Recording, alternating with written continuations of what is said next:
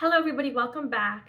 As you can see, I'm wearing the same shirt. It is a platypus shirt that I got from the San Diego Zoo and Safari Park.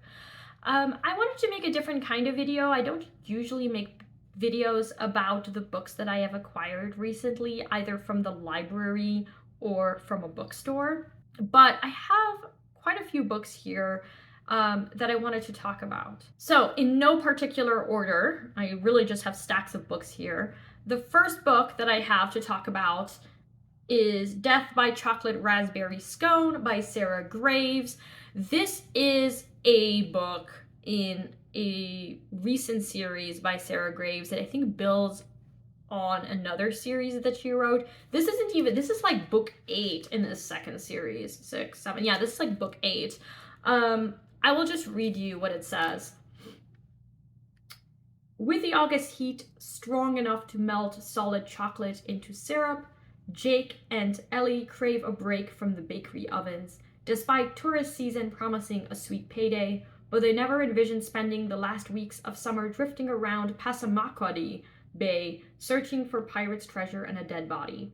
Sally Coates believes her husband was murdered off the coast and begs Ellie, a trusted childhood friend, to locate his remains. It's unusual that a skilled fisherman would vanish along with the gold doubloon he inherited from his grandfather, and Sally isn't the only one coveting the valuable heirloom for her own. As Jake and Ellie island hop for answers, they find themselves caught between hungry sharks and hungrier suspects. Can the duo tempt fate and dodge danger before there's blood in the water, or are they destined to fall into the jaws of a killer's trap? I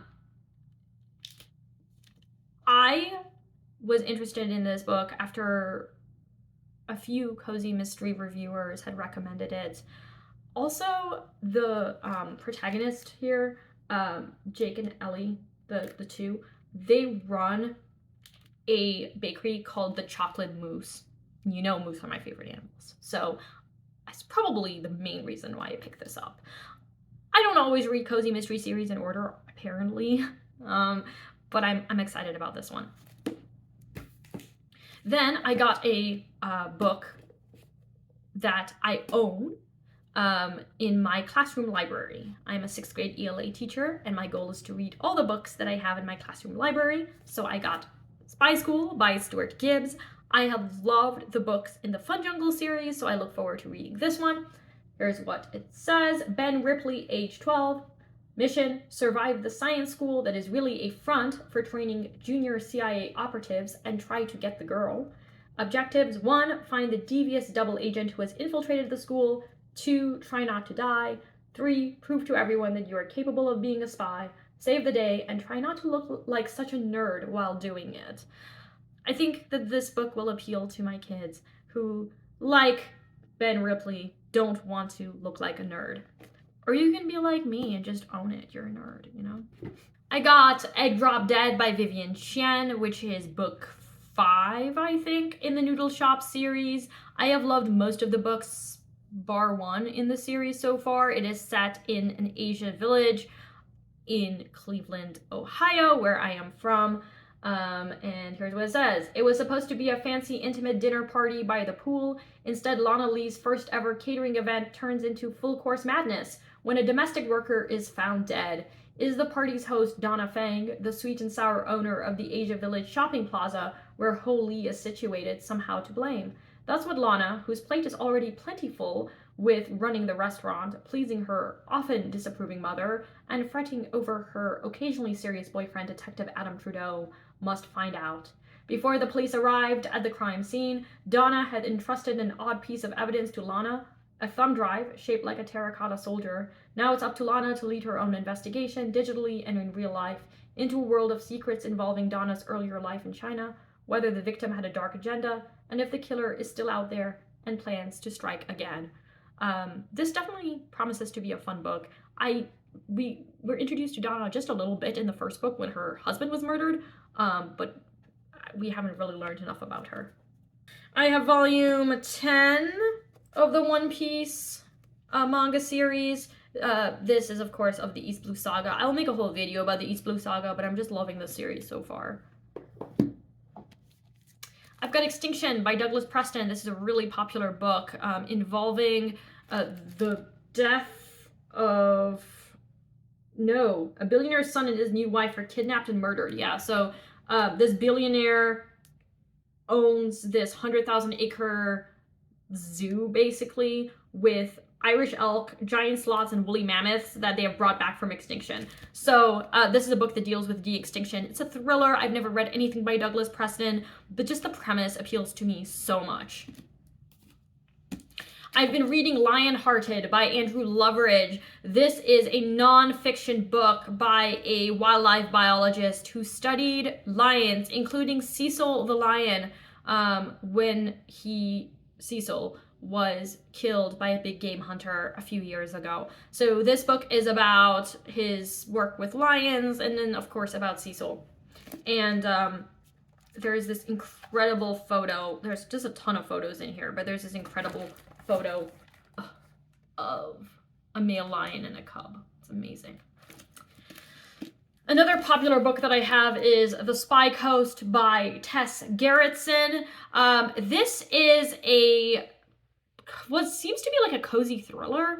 So it says, former spy Maggie Bird came to the seaside village of Purity, Maine, eager to put the past behind her after a mission went tragically wrong. These days, she's living quietly on her chicken farm, still wary of blowback from the events that forced her early retirement. But when a body turns up in Maggie's driveway, she knows it's a message from former foes who haven't forgotten her. Maggie turns to her local circle of old friends, all retirees from the CIA, to help uncover the truth about who is trying to kill her and why. This martini club of former spies may be retired, but they still have a few useful skills that they're eager to use again, if only to spice up their rather sedate new lives.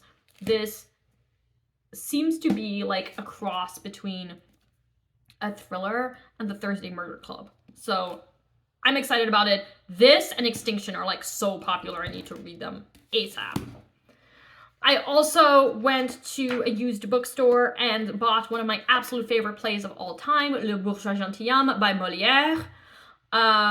This play I've read several times. It's one of Molière's best plays, and it's translated as the bourgeois gentleman, or the middle class gentleman.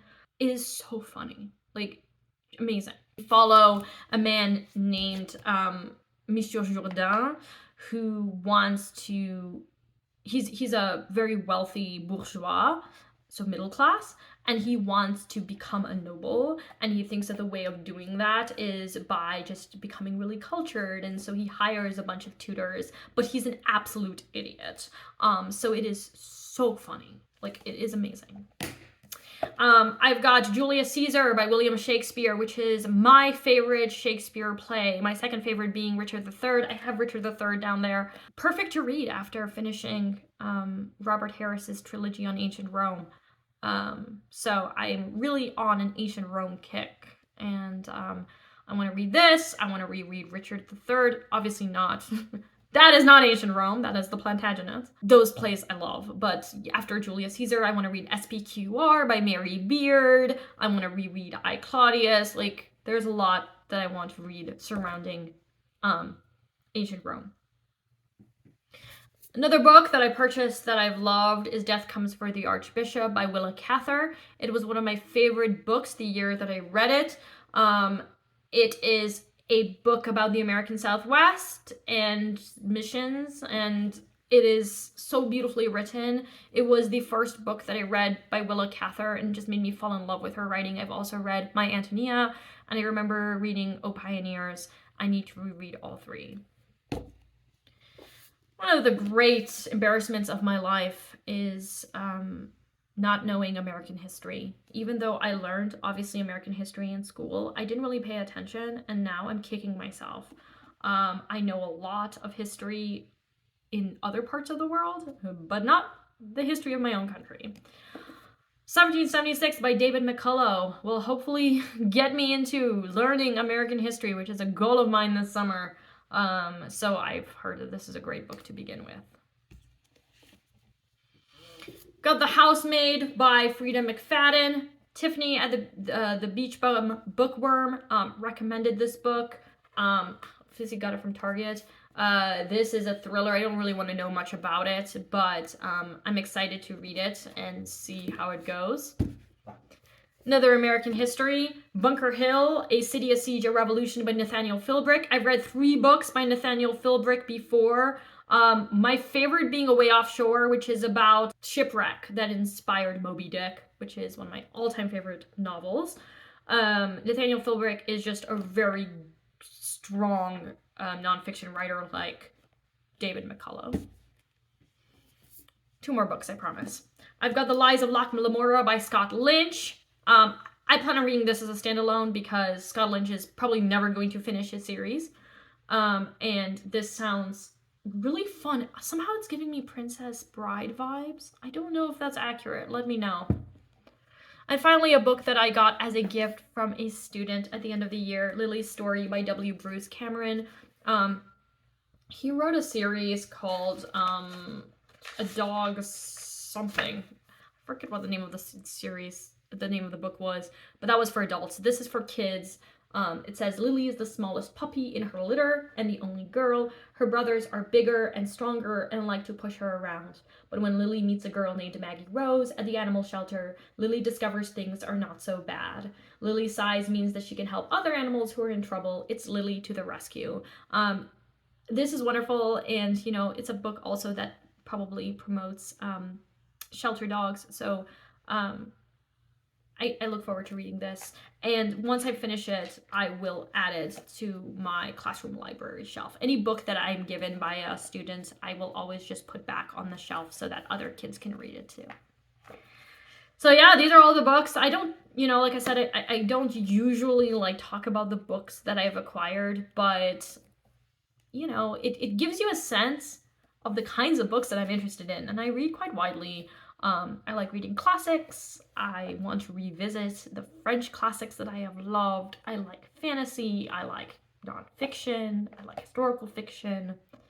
I like books about animals. One of my absolute favorite books about animals is American Wolf by Nate Blakesley. You have to read it. It's all about the reintroduction of the American gray wolf into Yellowstone National Park, and it is so fantastic. That is probably the book that I would recommend to anybody who wants to get into wildlife nonfiction, especially if you're interested in conservation and the politics of conservation. All right, let me know if you've read any of these books, and I will talk to you later. Bye now.